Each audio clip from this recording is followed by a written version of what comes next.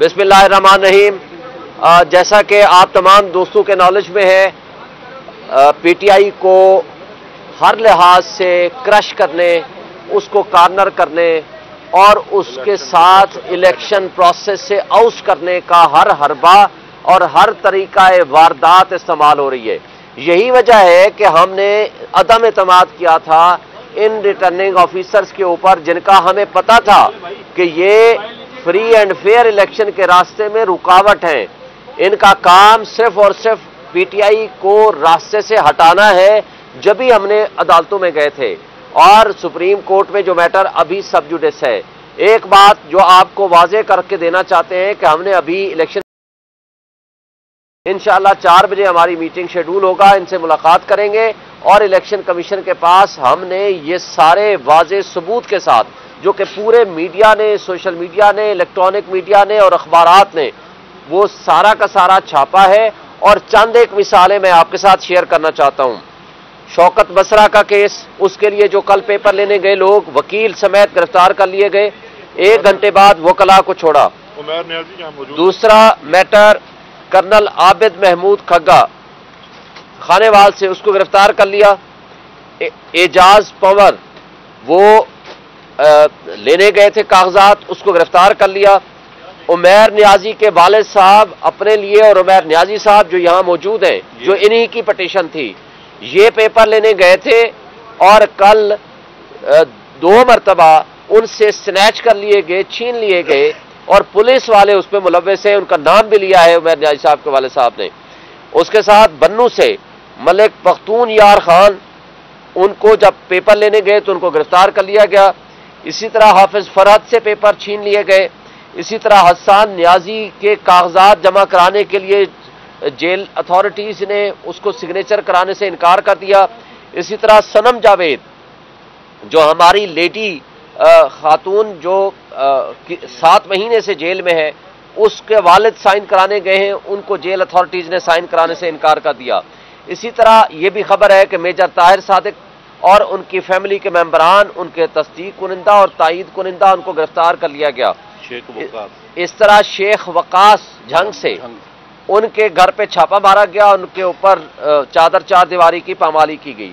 फिर हमारी लीडर है समनियाल से फाखिर निशात गुमन, उसके घर में छापा मारा गया और जिस अंदाज से उनके यहाँ चार दीवारी की पामाली हुई, घर को तोड़ा गया, वो सब सामने है। बिलाल उमर बोदला है देवालपुर से, उनके साथ इसी तरह की ज्यादती हुई है। बल्कि आज के अखबार में आप पढ़ लेंगे, इम्तियाज चौधरी साहब PP 68 से, मंडी बहाउद्दीन से प्रोबेबली, वो जब पेपर जमा कराने लेने गए नॉमिनेशन फॉर्म्स, उसको पीटीआई का समझ के गिरफ्तार कर लिया गया। जब उसने कहा भाई मैं तो पीटीआई का नहीं हूं, मैं तो पीपल्स पार्टी का हूं, फिर उसको छोड़ दिया गया। ये है तर्ज अमल। ये इस पे मुझे एक छोटा सा लतीफा याद आ रहा है। एक जमाने में कम्युनिस्टों के खिलाफ एक मूवमेंट चल रही थी, उनको गिरफ्तार कर लेते। एक अदीब थे, उसको जब गिरफ्तार करने गए पुलिस वाले, तो उन्होंने कहा कि जनाब मेरे पर इल्जाम तो मुझे बता दें। उसने कहा तुम कम्युनिस्ट हो? उसने कहा मैं तो, मेरी तहरीरें पढ़ लें, मैं तो एंटी कम्युनिस्ट हूं। उन्होंने कहा एंटी हुए तो क्या हुआ, आप कम्युनिस्ट तो हुए ना। तो उन्होंने यही समझ के उन्होंने कहा कि पीटीआई के नहीं हो, पीपी के हो, चलो पी एक तो मुश्तरका है ना, लिहाजा गिरफ्तार कर लिया। ये तर्ज अमल हम इलेक्शन कमीशन को भी बता रहे हैं। इस सिलसिले में हमने Lahore high court Rawalpindi bench में भी पटिशन फाइल कर दी है और इंशाअल्लाह आज हम सुप्रीम कोर्ट में भी पटिशन फाइल कर रहे हैं। ये जो तर्ज अमल जारी है, ये पाकिस्तान की जड़ें खोखली करने के मुतरादिफ है। वाहिद फेडरेशन की अलामत है पीटीआई, उसको क्रश करना और उसको डिसमेंटल करने का मतलब है कि आप पाकिस्तान की रियासत की जड़ें खोखली कर रहे हैं और पाकिस्तान की इकाइयों को आप नुकसान पहुंचाना चाहते हैं। इन सब का नोटिस कंसर्न्ड फोरम को लेना चाहिए और इन आरओस को तब्दील होना चाहिए और कानून और कायदे के मुताबिक हर शहरी का हक है, हर पार्टी का हक है, उसको लेवल प्लेइंग फील्ड मिले और उसको पार्टिसिपेशन का मौका मिले। Thank you. 4 बजे इंशाल्लाह होगी। बिस्मिल्लाहिर्रहमानिर्रहीम।